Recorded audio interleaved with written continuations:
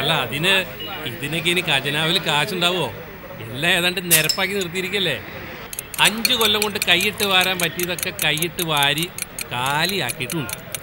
ഏതായാലും കർത്താവ് 5 അപ്പം കൊണ്ട് 5000 പേരെ കൂട്ടിയ പോലെ ഇനി വരാൻ പോണ ഗവൺമെന്റിനും കുറച്ച് ചോര നീരാക്കേണ്ടി വരും.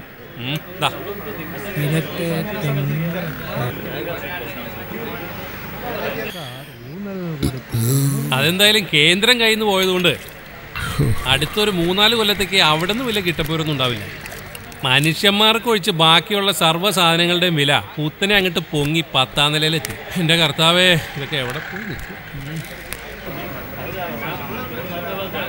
എന്താ ഒരു പാക്കറ്റ് പിൽസാ? അതാ ഞാൻ പറഞ്ഞേ, നമ്മളെപ്പോലുള്ള സാധാരണക്കാരെ പിച്ചപ്പാളെ എടുപ്പിക്കുന്ന അവസ്ഥയിലേക്കാണ് കാര്യങ്ങളുടെ പോക്ക്. ഇപ്പൊ തന്നെ ക്രൂഡ് ഓയിലിന്റെ വില താന്ന് പാതാളത്തിലെത്തി. കുപ്പിവെള്ളത്തിനേക്കാളും താഴെയായ പെട്രോളിന്റെയും ഡീസലിന്റെയും വില ഇപ്പൊ നമ്മൾ കൊടുക്കുന്നതിന്റെ 1/3 വിലയ്ക്ക് തന്നാലും എണ്ണക്കമ്പനികൾക്ക് ലാഭം. എന്നിട്ടും കൊള്ള ചെയ്ത് കുത്തകള് പാവങ്ങളെ ഊറ്റിയെടുക്കുന്നതിന് കൂട്ടു നിൽക്കുന്ന സർക്കാരിനെ കുറിച്ച് ഞാൻ എന്ത് പറയാനാ? എന്നിട്ട് കണ്ണി പൊടിയിടാൻ 2 രൂപയ്ക്ക് അരിയും. അതിന്റെ ഗുണം കുറെ കോഴിപ്പാമ്പ് ഇറക്കും. ആ ക്യൂല് നിൽക്കണുണ്ടോ? അവന്മാർക്കും കിട്ടും. അവനൊക്കെ പകലന്തിയോളം പണിയെടുത്തിട്ട് 2 രൂപയുടെ അരി വാങ്ങും. ബാക്കി പൈസ ഇവിടെ ക്യൂവിൽ നിന്ന് കൊടുക്കും.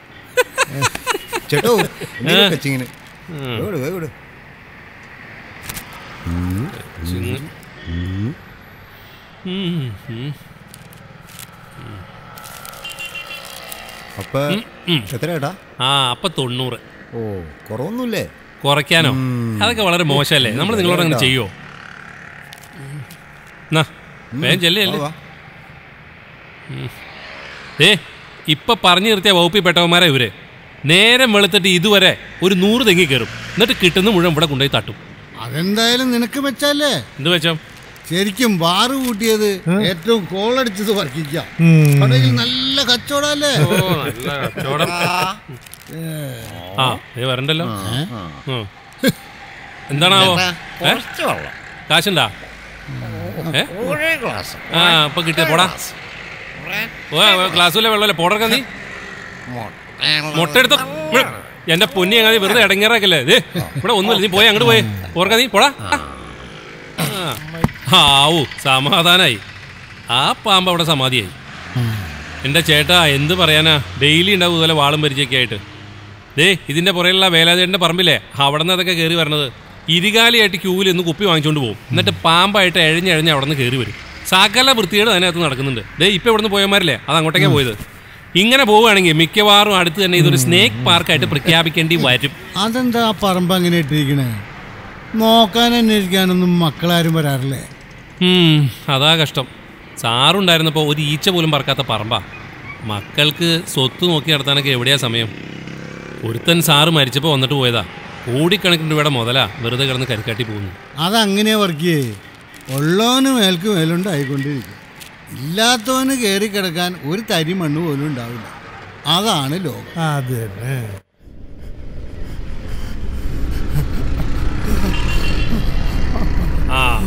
വന്നു അടുത്തത്. ചേട്ടാ, ഇത് വലിയ ശല്യായില്ലോ. എന്റെ ചേട്ടൻ ഇതൊക്കെ വാങ്ങിച്ചോണ്ട് വീട്ടിൽ പോയിരുന്ന് കഴിച്ചാ പോരെ ഈ പ്രായത്തില്? ചേട്ടനൊന്ന് പോയേ. ഇപ്പൊ തന്നെ ആവശ്യത്തിന് വെള്ളം ചേട്ടന്റെ ഉള്ളിലുണ്ടല്ലോ. കണ്ണി കണ്ടതൊക്കെ വലിച്ചു കയറ്റുമ്പോ ഓർക്കണം നമുക്ക് താങ്ങാൻ പറ്റുന്നതാണോന്ന്. ചേട്ടനൊന്ന് പോയേ. ഫ്രീ ആയിട്ട് വെള്ളം ചോദിച്ചോണ്ട് ഓരോരുത്തന്മാരെ ഇറങ്ങിക്കോളും. വെറുതെ മനുഷ്യന് പണി ഉണ്ടാക്കാനായിട്ടും. ആശം കർത്താവേ, ഇന്ന് ആരെയാണോ കണി കണ്ടത്?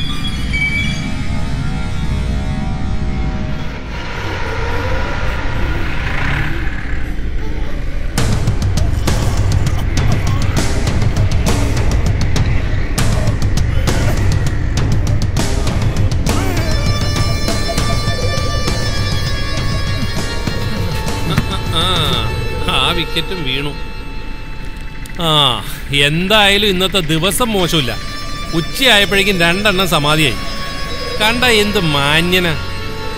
കിടക്കണ കിടപ്പ് കണ്ടില്ലേ? കയ്യിലുള്ള കാശും കൊടുത്ത് ഇതുപോലെ റോഡിൽ വന്ന് കിടക്കാനാ യോഗം. ഓരോരോ കുടുംബത്തിന്റെ ഒരു വിധിയേ. അല്ലടാ വർക്കിയേ, അത് വെള്ളാണോ? പിന്നെ അല്ലാണ്ട് ആ കിടക്കണ കിടപ്പ് കണ്ടില്ലേ? അങ്ങേക്ക് വേറെന്തോ കുഴപ്പമുള്ള പോലെ തോന്നല്ലോ. സത്യം, ചേട്ടന് തോന്നിയാ എനിക്കും തോന്നി. എന്റെ നായരെ, ഇതൊരു തരം മിമ്മിട്ടാ. സ്ഥിരം അടിക്കുന്ന സാധനം മാറ്റി പിടിക്കുമ്പോ ഉണ്ടാവണം മിമ്മിട്ടം. അത്രേ ഉള്ളൂ. അതവിടെ കിടന്ന് 2 വാള് വെച്ചാൽ മാറിക്കോളും. നിങ്ങളതൊന്നും അത്ര വലിയ കാര്യമാക്കണ്ട. ഞാനിത് എന്നും കാണുന്നതല്ലേ.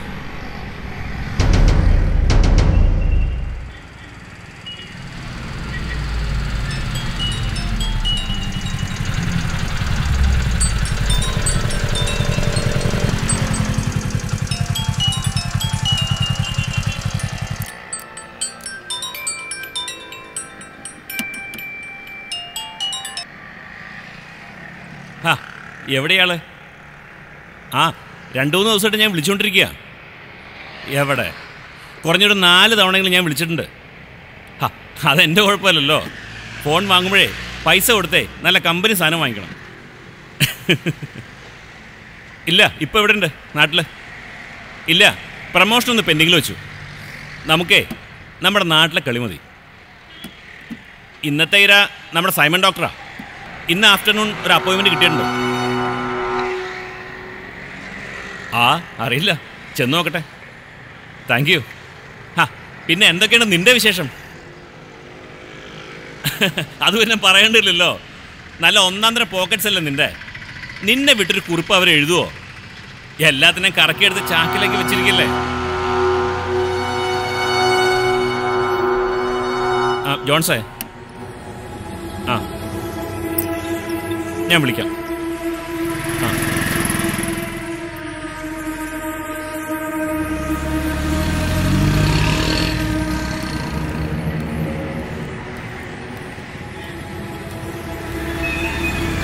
അയ്യോ തമ്പി സാർ, സാറേ, തമ്പി സാർ, സാറേ, അയ്യോ എന്ത് പറ്റി?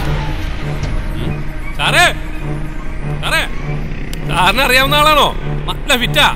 കുറെ നേരമായിട്ട് അവിടെ പാമ്പായിട്ട് കിടക്കുക. നാശം. സഹോദര, ഇതൊരു സ്കൂൾ അധ്യാപകനാ. മികച്ച അധ്യാപകരുടെ സ്റ്റേറ്റ് അവാർഡ് കിട്ടിയ ആളാ. മാഷെന്നെ പഠിപ്പിച്ചിട്ടുള്ള. സാറ് മദ്യപിക്കുന്ന ആളല്ല. ഇത് വേറെ എന്തോ പ്രശ്ന. ഒന്ന് വരാവോ പ്ലീസ്? വർക്കിയേ, ഞാൻ അപ്പോഴേ പറഞ്ഞില്ല ഇത് കേസ് വേറെയാന്ന്. നീ വന്നേ. ഞാൻ അപ്പോഴേ. മാഷേ, എന്താ സാറേ? ഒരു വണ്ടി കിട്ടുമോ? എന്തായിരിക്കോ പറ്റിയേ? മാഷേ, മാഷേ,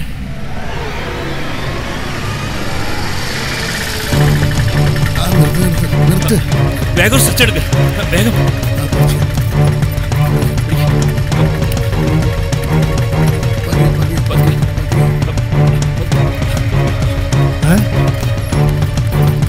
സാർ, ആ സാറിന്റെ മൊബൈലും ഫയലും.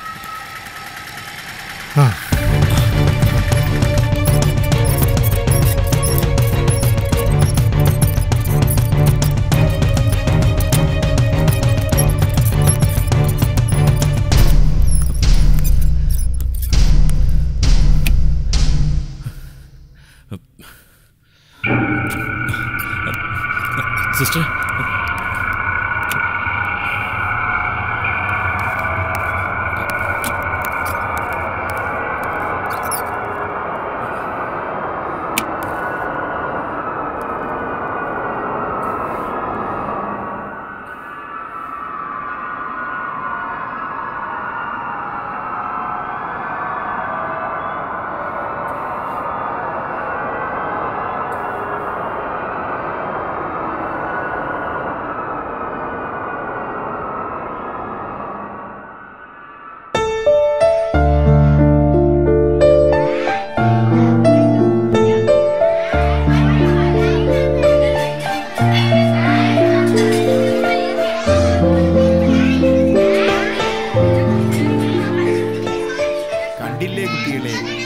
പേന രാജുവിന് വഴിയിൽ കിടന്ന് കിട്ടുന്നതിന് സാക്ഷിയായി സുമേഷ് ഉള്ളതുകൊണ്ട് നമ്മൾ ആരും രാജുവിനെ സംശയിച്ചില്ല.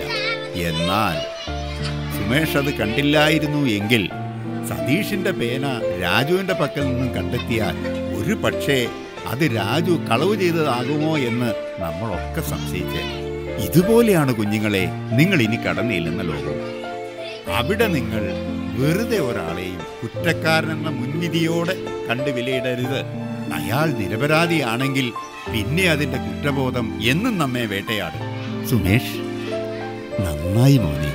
ജീവിതത്തിൽ എപ്പോഴും സത്യത്തെ മുറുകെ പിടിക്കാനും അതിന് സാക്ഷിയാകാനും കഴിയുന്നത് ഒരു ദൈവാനുഗ്രഹമാണ്. അതെന്നും മോനുണ്ടാകട്ടെ.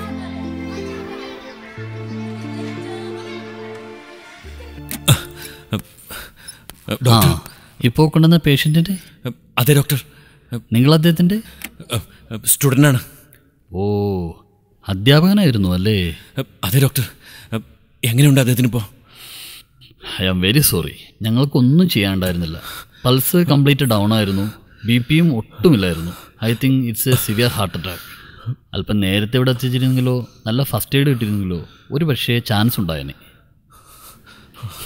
സോറി, അവർ കണ്ടോളൻസസ്.